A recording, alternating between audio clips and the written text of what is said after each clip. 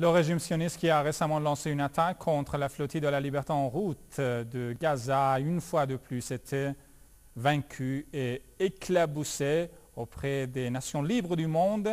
a affirmé le président iranien Mahmoud Ahmadinejad. Dans un entretien avec la chaîne de télévision turque ATV, le président iranien Mahmoud Ahmadinejad a exprimé sa solidarité avec la nation et les familles turques pour ajouter, je cite, que ceux qui ont choisi un tel chemin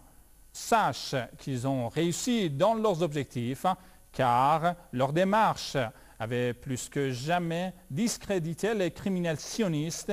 et porté un coup dur au régime sioniste. Fin de citation. Ce crime des sionistes a encouragé d'autres pays du monde à expédier leurs bateaux d'aide humanitaire vers Gaza et continue de marcher sur le même chemin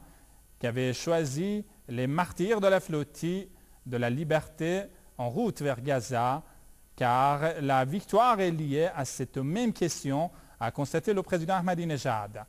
Lors de l'assaut du 31 mai de l'armée sioniste contre la flottille de la liberté qui transportait à son bord des aides humanitaires pour Gaza, au moins 20 activistes des droits de l'homme ont été tués en martyrs et plus de 50 autres ont été blessés. Lors de son entretien avec la chaîne ATV, le président de la République islamique d'Iran